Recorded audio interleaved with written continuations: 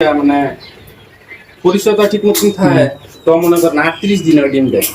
আসসালামু আলাইকুম, নতুন আরেকটি ভিডিওতে আপনাদেরকে স্বাগতম জানাচ্ছি। যারা চিন্তা ভাবনা করতেছেন কোয়েল পাখি লালন পালন করবেন, তাদের জন্য মূলত আজকের এই ভিডিওটা। আমি আশা করি আপনাদের অনেক বেশি উপকার হবে এই ভিডিওর মাধ্যমে। এখন আমি আপনাদেরকে বলি, আমাদের প্রথমে চিন্তা ভাবনা ছিল যে আমরা এই খামারটি ভিজিট করব এবং তার কাছ থেকে জানবো যে কোয়েল পাখি লালন পালনে কোন দিকগুলো খেয়াল রাখতে হয় এবং কোয়েল পাখির পরিচর্যা কিভাবে করতে হয় সেই বিষয়গুলোই আপনাদের সামনে তুলে ধরবো। কিন্তু আমাদের যেটা আফসোস সেটা হলো যে সে ক্যামেরার সামনে কথা বলতে একদমই ইচ্ছুক না। এখন আপনারা বলতে পারেন, তাহলে আপনারা খামার ভিজিট করতেন কেন গেলেন? মূলত ওই হচ্ছে আমাদের ছোট ভাইয়ের ফ্রেন্ড, আর আমি সামনে চাচ্ছিলাম যে কোয়েল পাখির একটা প্রজেক্ট করতে। এই কারণেই সে আমাকে বলছে যে ভাই আসেন, আইসা আপনি দেখে যান। তারপর আমি বলছিলাম যে তুমি কি ভিডিও করার জন্য ইচ্ছুক নাকি? সে এই উত্তরে বললো যে আমি কখনোই ভিডিও করি না আর এই বিষয়ের উপর আমার কোনো অভিজ্ঞতাও নাই। তারপর আমি বললাম যে আচ্ছা সমস্যা নাই, তুমি কোয়েল পাখির বিষয়গুলো আমাদের কাছে অন স্ক্রিনে সবকিছু সম্পূর্ণভাবে বুঝিয়ে বলবে, যাতে করে আমি আপনাদের সামনে সুন্দর করে উপস্থাপনা করতে পারি।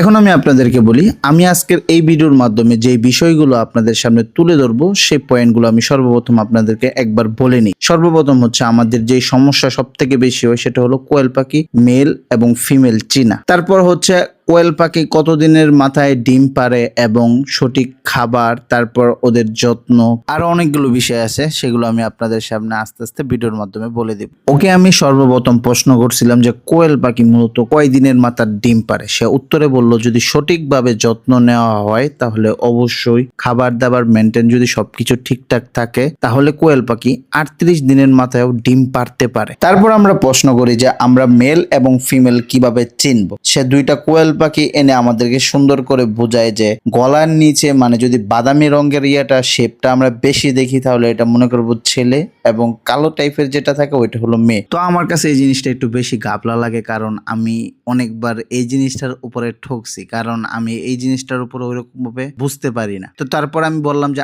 আর কোনো পদ্ধতিতে কি এই জিনিসটা চেক করা যায়? পরে বললো হ্যাঁ ভাই চেক করা যায়। পরে আমি বললাম যে কিভাবে বুঝবো? তারপরে সে আবার কোয়েল পাখি হাতে নিল এবং কোয়েল পাখির মূলত বায়ুপথের যে রাস্তাটা আছে ওই রাস্তা দিয়ে আমাকে সে সুন্দর করে জিনিসটা বুঝিয়ে দিল। মানে যদি মেল হয়ে থাকে তাহলে ওদের ওই সাইডটা একটু লম্বা টাইপের থাকবে, আর যদি ফিমেল হয়ে থাকে তাহলে একদম সমান থাকবে। আর যদি আপনারা এইভাবেও না বুঝতে পারেন তাহলে আরেকটা কাজ করতে পারেন, যে বায়ুপথটা আছে না, ওই বায়ুপথে যদি আপনারা টিপ দেন, যদি ওইটা মূলত ফিমেল হয়ে থাকে তাহলে কিচ্ছু হবে না, আর যদি মেল হয়ে থাকে তাহলে ফেনার মতো একটা কিছু বাইরে হবে। কিন্তু আপনারা এই কাজটা করবেন না, এতে করে কোয়েল পাখির অনেক বেশি ক্ষতি হতে পারে। তো যাই হোক, এখন আমি তাকে প্রশ্ন করলাম যে বর্তমানে তুমি কোয়েল পাখিকে কোন ধরনের খাবার দিচ্ছ। সে উত্তরে বললো যে আমার যে বাচ্চাগুলো আছে আমি তাদেরকে